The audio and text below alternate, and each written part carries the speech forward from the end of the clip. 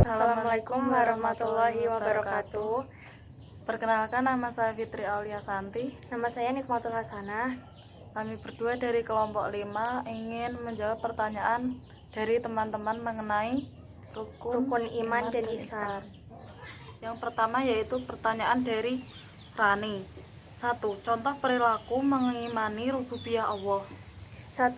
Perilaku mengimani rububiyah Allah adalah tidak merasa hebat, sombong, dan takabur. 2. Bersyukur bila mendapatkan nikmat yang baik. 3. Introspeksi diri dan bersabar bila mendapatkan ujian.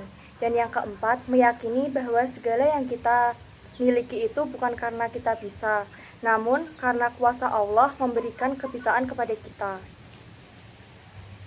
2. Contoh perilaku mengimani hari akhir dalam kehidupan sehari-hari.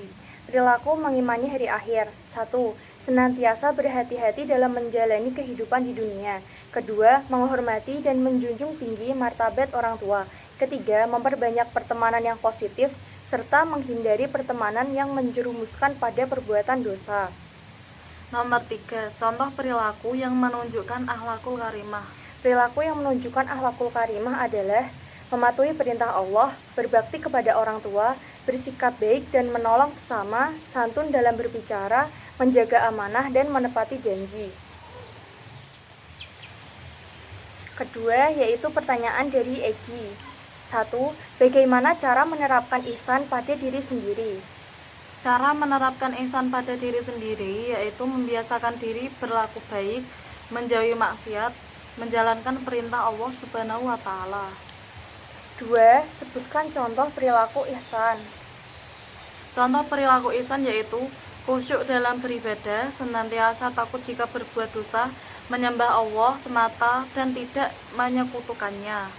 Ketiga, sebutkan hikmah mempelajari ihsan.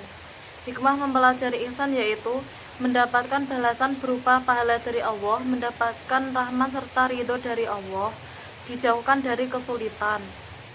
Kemudian pertanyaan dari Putri Arumsari. 1. Jelaskan pengertian iman rububiyah dan uluhiyah. Rububiyah dimaksudkan sebagai kepercayaan bahwa Allah merupakan satu-satunya pencipta, pemelihara, dan pengatur alam semesta. Uluhiyah memiliki makna kepercayaan bahwa hanya Allah sesembahan yang paling benar. 2. Apa peran iman dalam kehidupan sehari-hari? Peran iman dalam kehidupan sehari-hari adalah menjadikan manusia berakhlak baik. Sebagai pedoman hidup, iman memperbaiki kehidupan manusia yang menggunakan hukum rimba, menjadi manusia yang mengetahui bahwa kehidupan mempunyai tujuan.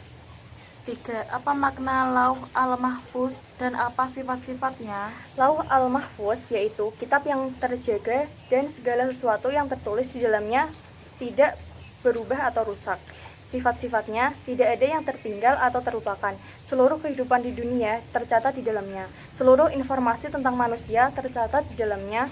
Kalimat Allah yang ada di dalamnya tidak akan ada habisnya. Pertanyaan berikutnya dari Iis. 1. Secara bahasa, ihsan disebut apa? Secara bahasa, ihsan artinya terbaik atau kesempurnaan. 2. Dalam rukun iman, jelaskan apa yang dimaksud iman kepada kitab-kitab Allah. Iman kepada kitab-kitab Allah artinya meyakini bahwa Allah Subhanahu wa Ta'ala mempunyai kitab yang telah diturunkan kepada para rasulnya agar menjadi pedoman hidup bagi umatnya. Ketiga, bagaimana sikap kita agar mencerminkan seseorang akhlakul karimah? Contoh sikap yang mencerminkan akhlakul karimah yaitu 1. Mematuhi perintah Allah, selalu berkata baik, bersyukur kepada Allah dan tolong-menolong sama manusia. Kemudian pertanyaan dari Eka. 1. Apa hubungan iman dan ihsan? Hubungan iman dan ihsan adalah iman adalah keyakinan yang kokoh yang menjadi dasar akidah. Sedangkan pelaksanaan rukun Islam dilakukan dengan cara ihsan sebagai upaya pendekatan diri kepada Allah Subhanahu wa Ta'ala. 2. Jelaskan isi kandungan surah Al-Maidah ayat 48. Kandungan surat Al-Maidah ayat 48 dijelaskan bahwa Allah Subhanahu wa Ta'ala menciptakan keberagaman manusia sebagai salah satu ujian kepada umat manusia. Allah Subhanahu wa Ta'ala memberikan ujian sekaligus memberikan kesempatan kepada umat manusia agar senantiasa berlomba-lomba dalam kebaikan antar umat. 3. Bagaimana cara mengimani qada dan qadar? Cara mengimani qada dan qadar. 1. Mempercayai bahwa manusia selalu mendapat takdir antara baik dan buruk. 2. Menjalankan takdir dengan ikhlas dan berusaha. 3. Selalu sabar dalam menghadapi cobaan. Keempat, tidak mempersekutukan Allah hanya dengan menghadapi cobaan. Pertanyaan selanjutnya dari Mas Purwanto. 1. Sebutkan 3 komponen dasar yang menjadikan sempurnanya predikat seorang hamba di sisi Tuhannya. 3 komponen dasar yang menjadi sempurnanya predikat seorang hamba di sisi Tuhannya yaitu 1. Akidah yang baik dan benar. 2. Yaitu ibadah yang baik. 3. Mengenai akhlakul yang baik. Apa yang dimaksud dengan qada dan qadar? Qada yaitu ketetapan Allah Subhanahu wa Ta'ala sejak zaman azali sesuai dengan kehendaknya tentang segala sesuatu yang berhubungan dengan makhluknya. Qadar yaitu perwujudan dari qada atau ketetapan Allah Subhanahu wa Ta'ala dalam kadar tertentu sesuai dengan kehendaknya. 3. Apa yang dimaksud dengan taat budi? Taat budi yaitu pemahaman keagamaan yang harus diikuti tanpa harus mempertanyakan alasan dibalik sebuah perintah syariah agama. Kemudian pertanyaan dari Nita. Yang pertama, sebutkan yang dimaksud dengan iman dan dalilnya. Iman adalah keyakinan bulat yang dibenarkan oleh hati, diikrarkan oleh lidah, dan dimanifestasikan dengan amalan atau pembenaran dengan penuh keyakinan, tanpa adanya keraguan mengenai ajaran yang datang dari Allah dan Rasulullah. Dalilnya, ya ayyuhalladzina amanu aminu billahi wa rasulihi wal kitabil ladzi nazzala ala rasulihi wal kitabil ladzi unzala min qabl wa may yakfur billahi wa malaikatihi wa kutubihi wa rasulihi wal yaumil akhir faqad dhalla dhalalan ba'ida. Artinya, hai orang-orang yang beriman, tetaplah beriman kepada Allah, Rasul-Nya, dan kepada kitab Al-Quran yang Allah turunkan kepada Rasul-Nya serta kitab yang Allah turunkan sebelumnya. Barang siapa yang kafir kepada Allah, malaikat-malaikatnya, kitab-kitabnya, rasul-rasulnya, dan hari kemudian, maka sesungguhnya orang itu telah tersesat sejauh-jauhnya. Yang kedua, mengapa kita harus bersikap ihsan kepada sama ciptaan Allah? Sebab perilaku ihsan menjadikan kita sosok yang mendapatkan kemuliaan darinya. Sebaliknya, seorang hamba yang tidak mampu mencapai target ini akan kehilangan kesempatan mahal atau menduduki posisi terhormat di mata Allah.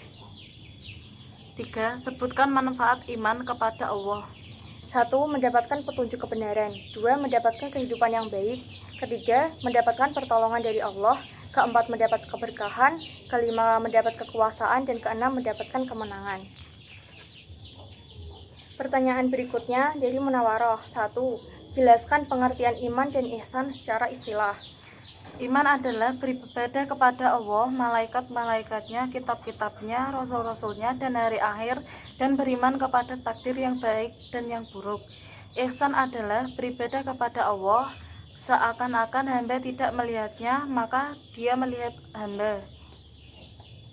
2. Rukun iman ada 6. Salah satunya iman kepada hari akhir. Jelaskan. Iman kepada hari akhir yaitu meyakini bahwa hari akhir pasti akan terjadi dan mempersiapkan diri untuk kehidupan setelah hari akhir. 3.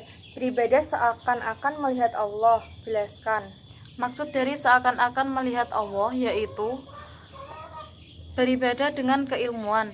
Semakin dalam ilmu kita tentang Allah, maka kita beribadah kepada Allah seakan-akan melihat Allah Subhanahu wa Ta'ala.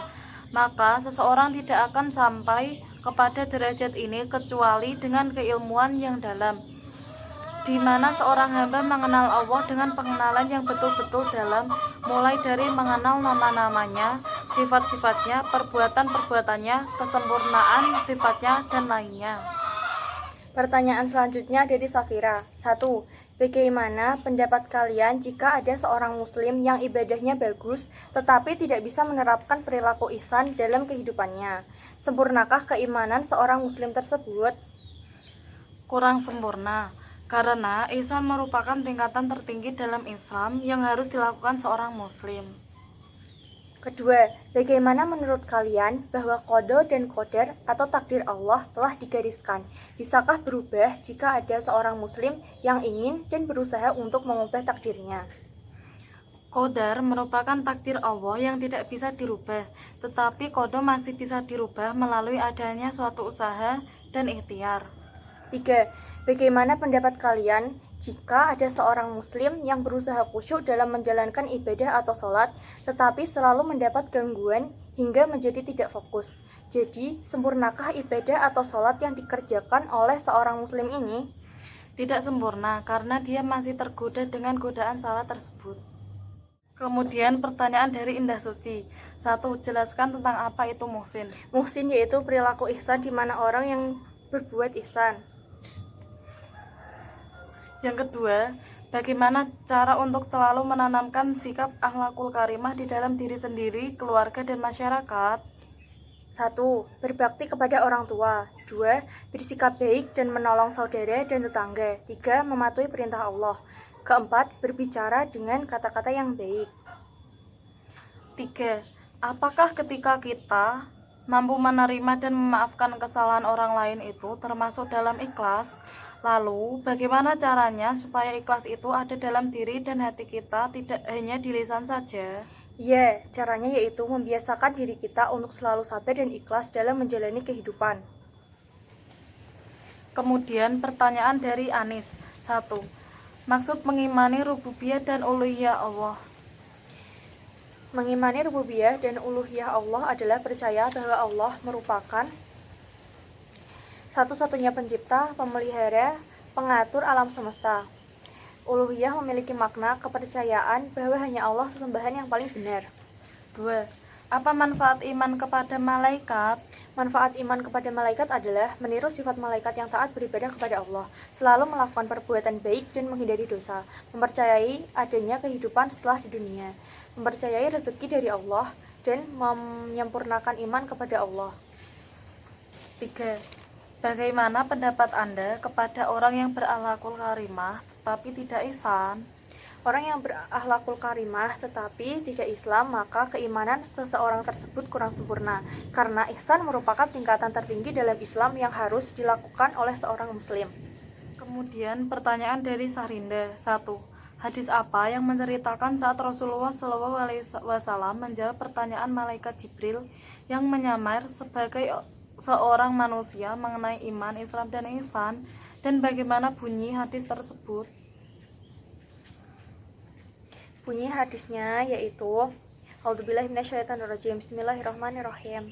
Kana Nabiyyu sallallahu alaihi wasallam bariza yawma linnasi fa'atahu Jibrilu faqala mal iyamanu qala al iyamanu an tu'mina billahi wa malaikatihi wa kutubihi wa bi liqa'ihi wa rusulihi wa tu'mina bil ba'thi qala ma islamu qala Islamu an ta'budallaha wa la tusyrika bihi syai'an wa tuqima salata wa tu'addiya zakata wal mafrudata wa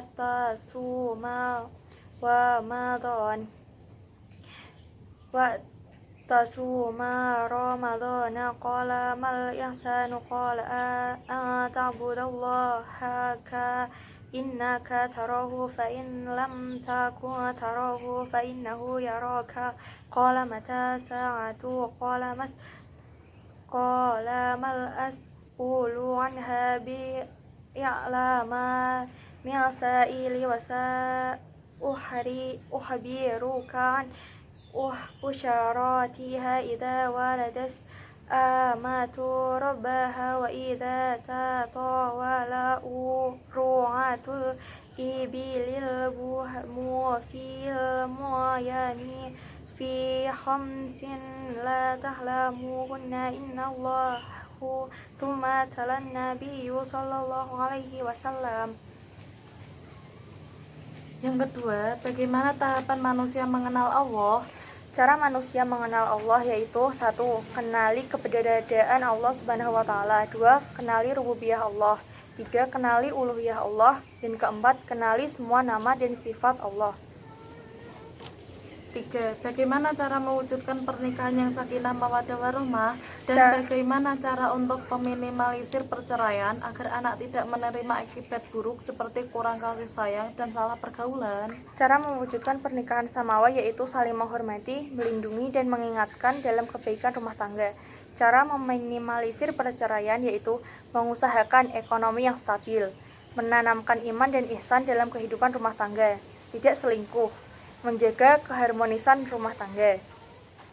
Itu tadi jawaban-jawaban pertanyaan kalian. Apabila jawaban dari kami kurang sempurna, mohon dimaafkan. Sekian dari kami. Wassalamualaikum warahmatullahi wabarakatuh.